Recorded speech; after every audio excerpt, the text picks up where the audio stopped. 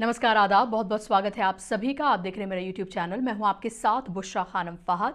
अगर अभी तक भी आपने चैनल को सब्सक्राइब नहीं किया है तो सब्सक्राइब कर लें, ज़्यादा से ज़्यादा लोगों तक शेयर करें, बेल आइकन पर हिट करें ताकि नया वीडियो आते ही आप तक नोटिफिकेशन पहुंच जाए। जालिम को जो ना रोके वो शामिल है जुल्म में, कातिल को जो ना टोके वो कातिल के साथ है।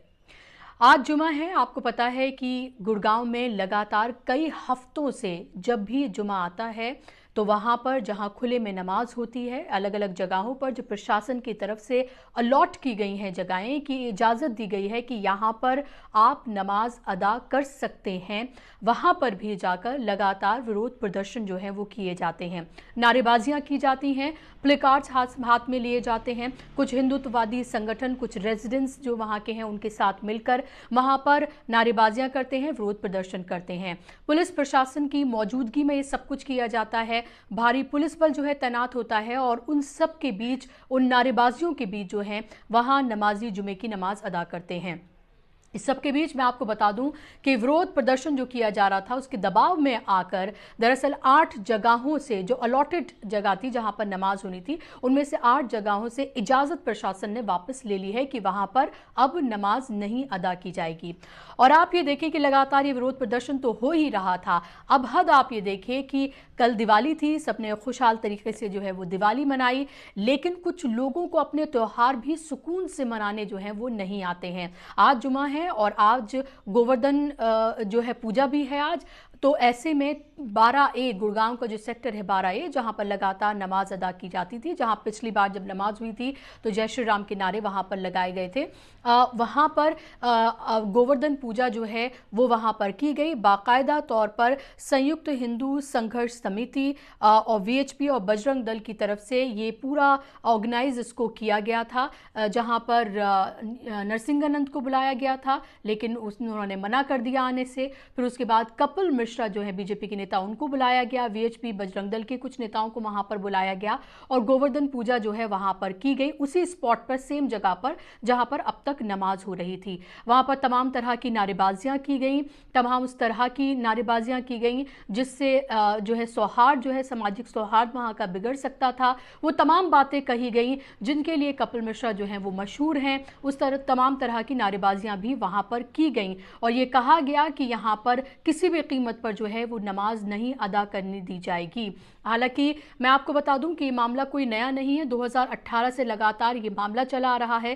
पहले 100 से ज़्यादा जगहें थी जहां पर नमाज पढ़ने की इजाज़त थी, उनको कम करके 38 किया गया और लगभग अब 21 से 25 जगहें ही रह गई हैं जहां पर नमाज अदा की जाती है। ये संयुक्त हिंदू संघर्ष समिति नाम से ये ऑर्गेनाइजेशन है। ये तभी जो है 2018 से लाइमलाइट में आई जब उसने इस तमाम चीज़ों को लेकर, नमाज को लेकर अपने ऑब्जेक्शन जो हैं वो दर्ज किए और उसके बाद से ही ये अलग अलग जगहों पर जाकर जहाँ जहाँ नमाज होती है वहाँ वहाँ विरोध प्रदर्शन किए जाते हैं और बाकायदा तौर पर जो वहाँ के शहरी हैं उनको भी इसमें शामिल किया जाता है। मैं आपको बता दूँ कि जो CM हैं हरियाणा के, उन्होंने भी कहा था एक बार जब 2018 में तमाम चीज़ें सामने निकल कर आई थी, जब विरोध प्रदर्शन हुए थे कि खुले में नमाज नहीं होनी चाहिए, उन्हीं के एक मंत्री ने यह भी कहा था, इसको लैंड जिहाद तक का नाम दे दिया था।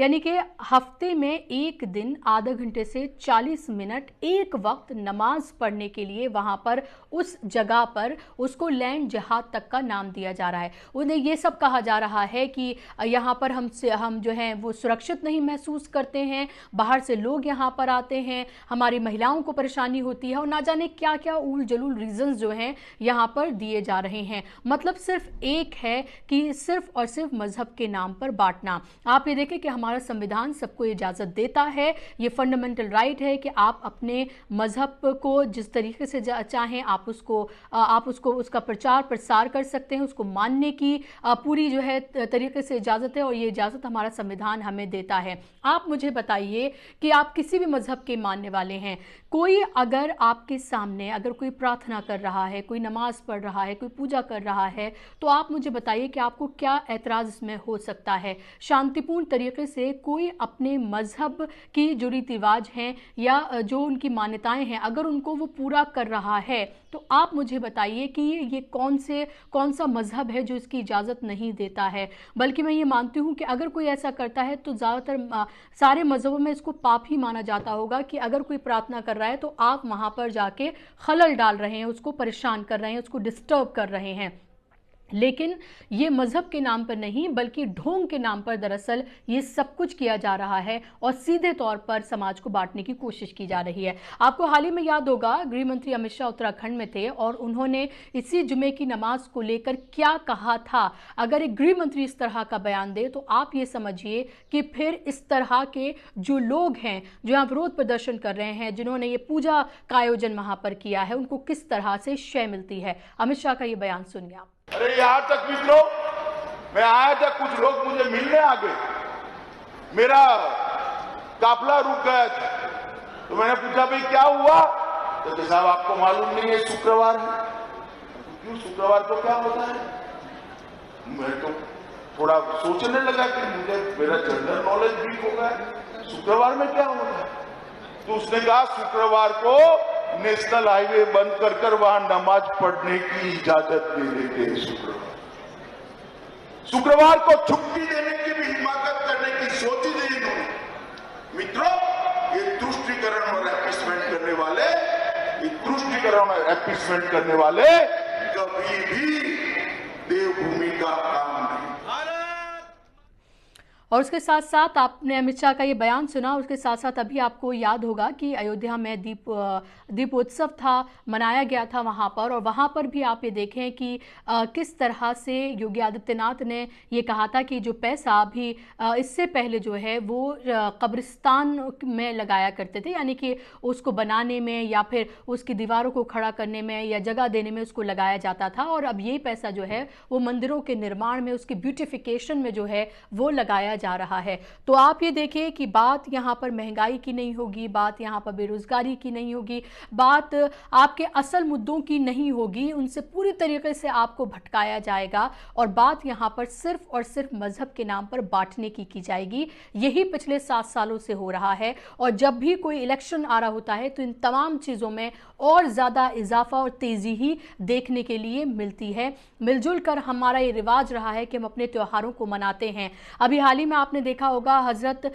निज़ामुद्दीन की जो दरगाह है वहाँ पर धनतेरस और दिवाली के मौके पर दीप वहाँ पर जलाए गए, बाकायदा तौर पर जो हमारी गंगा जमनी तहजीब है उसको लेकर वहाँ पर कव्वाली वहाँ पर की गई और दिवाली बाकायदा तौर पर मनाई गई वहाँ पर। लेकिन आप ये देखें कि उसके ही उलट यहाँ गुड़गांव में क्या हो रहा है। वहाँ हिंदू मुस्लिम एकता की मिसाल दी जा रही है, शांति का पैगाम जो है वो आम किया जा रहा है, और दूसरी तरफ आप ये देखें कि गुड़गांव में जहाँ नमाज अदा की जाती थी वहाँ पर क्या हो रहा है और हफ्तों से लगातार हो रहा है। अब ऐसे में मुसलमान तबका को उम्मीद है कि पुलिस प्रशासन कुछ ना कुछ इसको लेकर करेगा और उन्हें नई जगहें या तो अलॉट की जाएंगी।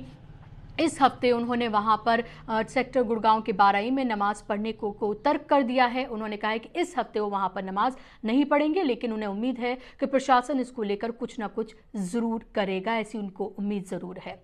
आज का कार्यक्रम आपको कैसा लगा मुझे ज़रूर बताइएगा। आप मेरे चैनल को सब्सक्राइब करें, ज़्यादा से ज़्यादा लोगों तक आप इसको शेयर करें। आप मुझे इंस्टाग्राम, फेसबुक और ट्विटर पर भी फॉलो कर सकते हैं। नमस्कार, आदाब।